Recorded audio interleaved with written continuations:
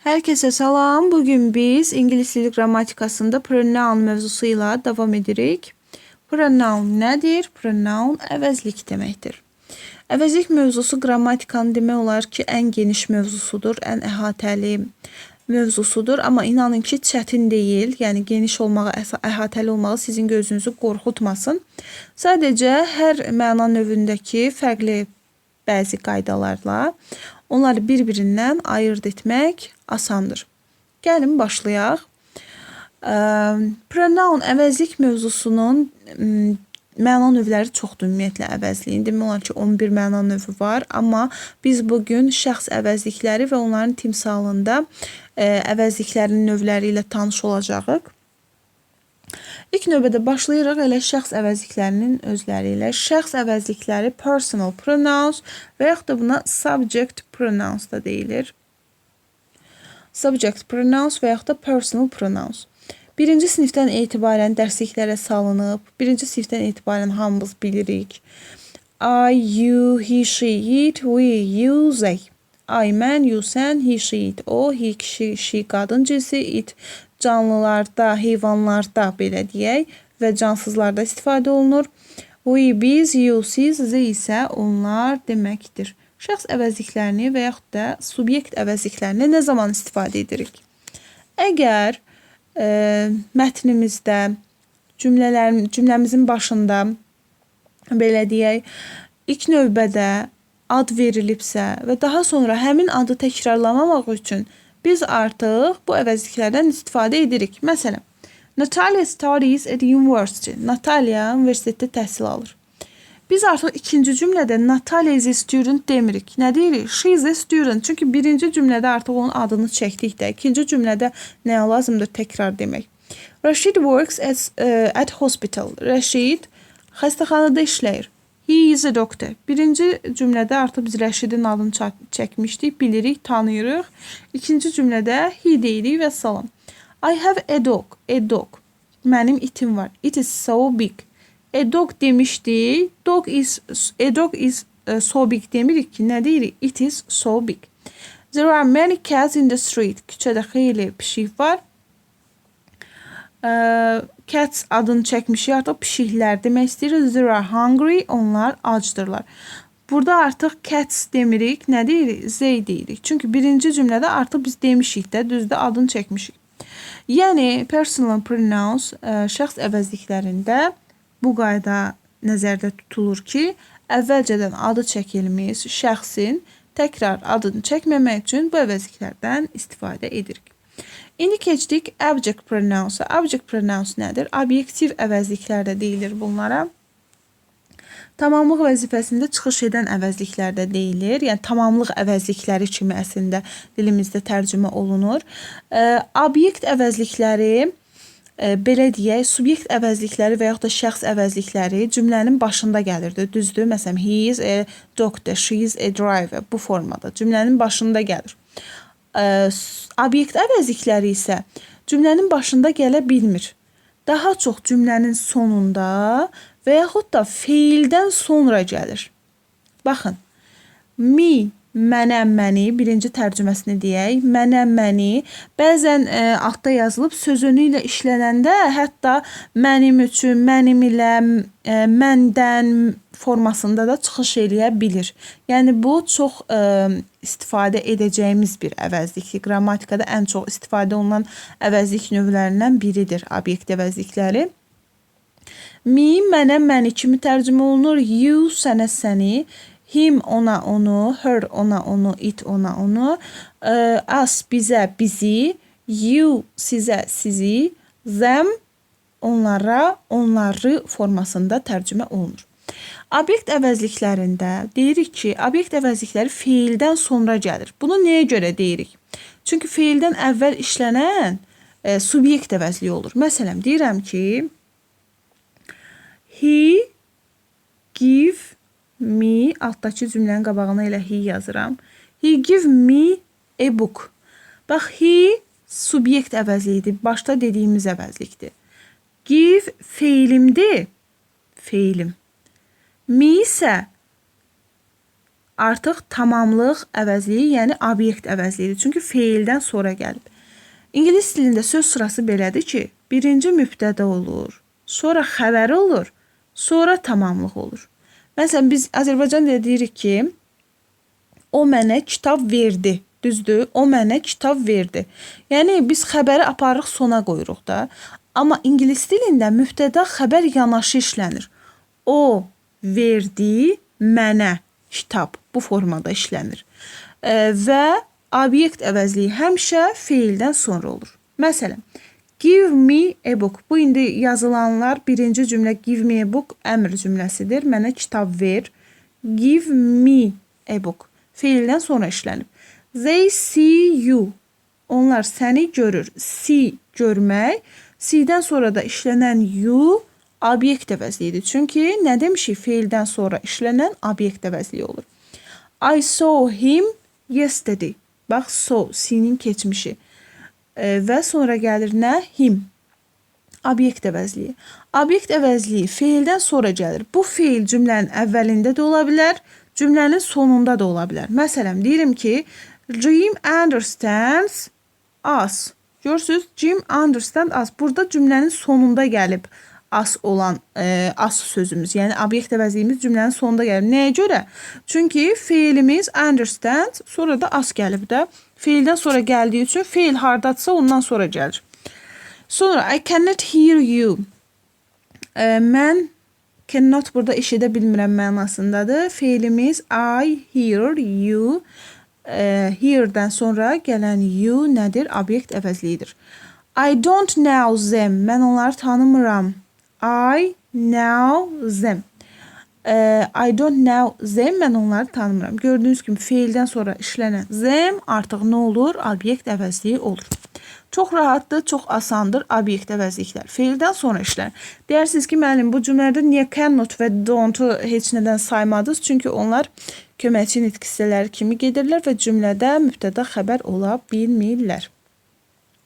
Sonra, sözənli ilə işlənən obyekt əvəzlikləri isə artıq müxtəlif mənada çıxış elə bilirlər.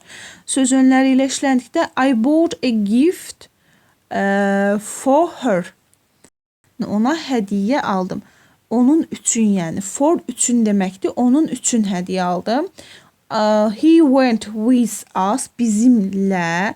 With us. Gördüyünüz kimi with obyekt əvəzlikləri ilə işlənə bilir və bizimlə mənasını with you, sizinlə, with her, onunla, with us, bizimlə, with them, onlarla mənasında ifadə olunur. Sonra take it from them, onlardan, from me, məndən, from you, səndən, from him, ondan, from us, bizdən. Bu formada istifadə olunur. Sonra Tom listens to me, mənə, to me, to you, sənə, to us, bizə, to them, onlara. Gördüyünüz kimi to-dan da istifadə olunur. A-ə mənasında istifadə olunur. Deyəcəksiniz ki, mənbəs dediniz ki, mənə, məni mənasındadır. Burada mütləq to-dan istifadə etməliyik. Burada cümlənin quruluşuna uyğun olaraq listen-dan sonra mütləq to gəlir. Yəni listen me yox, listen to me formasında istifadə olunur. Sonra və bir də a-ə yönlü hal mənasında yönlü hal kimi daha çox to-dan istifadə olunur. I waited for him. Onun üçün gözlədim, so long. Onun üçün xeyli gözlədim mənasında istifadə olunur. Demək, obyekt əvəzlikləri və yaxud da tamamlığı yaradan, bunlara tamamlıq əvəzlikləri də deyilir, obyekt əvəzlikləri də deyilir. Bunlar mütləq feildən sonra işlənir, cümlənin əvvəlində işlənmir və eyni zamanda bir sıra prepositionlarla, söz önləri ilə də istifadə oluna bilirlər, gördüyünüz kimi. İndi isə keçdik yiyəlik əvəzliklərinə. Yiyəlik əvəzlikləri özləri iki yerə bölünürlər. İsimlə işlənən və isimsiz işlənən yiyəlik əvəzliklər. İsimlə işlənən, isimli dediyimiz yiyəlik əvəzlikləri hansılardır? İsimli yiyəlik əvəzliklər my, your, his, her, its, our, your, their. My mənim, your sənin, his onun kişi cinsində, her onun qadın cinsində, its onun canlı heyvanlarda və cansızlarda, our bizim, your sizin, their isə onların deməkdir. Burada yazılıb öz mənasında istifadə olunur, işlədilir. Məsələn, deyir ki, I wear my coat. Mən kotumu geyindim. Yəni, kot deyəndə burada kurtka mənasındadır. Mən kurtkamı geyindim. He washed his hands. O əllərini yudu. His hand, yəni öz əlini yudu. My coat, mənim kurtkam, öz kurtkam mənasında. She brushed her hair. O saçını yudu. This is yox, o saçını daradı. Üzr istəyirəm, brushes. This is my picture. Bu mənim şəklimdir. My picture, mənim yəni, özümün şəklimdir. It is not your bag. Bu sənin çantan deyil. Gördüyünüz kimi bunlar hamısı özündən sonra, bu yəli əvəzlikləri özündən sonra isim tələb edirlər. My book mütləq isim gəlməlidir. Car isim, behavior isim, school isim, phones, ideas. Gördüyünüz kimi bunlar özlərindən sonra isim tələb edirlər. Biz bunları deyirik isim tələb edən yəlik əvəzlikləri. İndi isə gəldik isimsiz işlənən yəli əvəzliklərinə. Ondan öncə bir qeydə nəzər salaq. On üstə gəl possessive pronouns, yəni bayaq keçdiyimiz o his, our, her kimi əvəzliklər və bir də on birləşərək tək başına sözünü ifadə edir. We live on our own. Bu qayda olaraq, yəni dəftərinizdə mütləq şəkildə yazın. On our own. Məsələn, biz özümüz tək başına yaşayırıq mənasında. He lives on his own. O tək başına yaşayır. I live on my own. Mən tək başına yaşayıram mənasında istifadə olunur. Bunu qeyd edin. Daha sonra gəlir isimsiz işlənən yəli əvəzliklərimiz.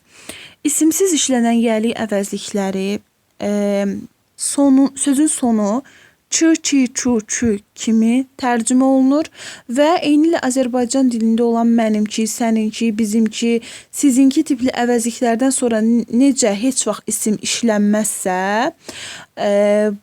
İngilis dili qrammatikasında bu belədir, yəni eynidir. Məsələn, biz də demirik ki, bizimki kitab. Nə deyirik? Bizim kitab. Çünki bizimki, sizinki, onlarınki sözünü artıq biz isim kimi qəbul edirik. Düzdür? Burada isə yenə də bu sözlər sözün sonunda işlənir çox vaxt. Əvvəlində də işlənə bilər, sonunda da işlənə bilər və mənimki, səninki, bizimki kimi tərcümə olunur. Özlərindən sonra heç vaxt isim gələ bilmir. Yadınızda saxlayın, bunlar elə adından məlum olduğu kimi isimsiz yəli əvəzliklərdir. Bəzi kitablarda bunlara asılı, əsas əvəzliklər falan deyilir, amma ən asan yolu isimsiz isimli olaraq yadda saxlamaqdır. Mine, mənimki, yours, bundan sonra heç vaxt isim gəlməz. Yəni, mine book deyə bilmərik məsələn. Bu tamamilə səhvdir. Mənimki, yours, səninki, yours book deyə bilmərik heç vaxt. His, hers, its. Onunki mənasında his ilə its eynidir. Yəni, bunların sonunda bir dənə mine'dan başqa hamısının sonunda bir dənə s şəkilçisi var. Amma his ilə its eynidir. Yəni, yəli halda da isimlidə də eynidir, isimsizdə də eynidir. Bunu isə necə tapacağıq cümlədə artıq mənaya baxaraq tapacağıq. Çünki ikisi də eynidir. Sonra ours bizimki, yours sizinki, theirs onlarınki mənasındadır. Dediyim kimi bunlardan sonra isim işlənməz. Nümunələrimizə baxaq. This is my phone. Bu mənim telefonum. Görürsünüz, my phone. My-dan sonra isim gəlib.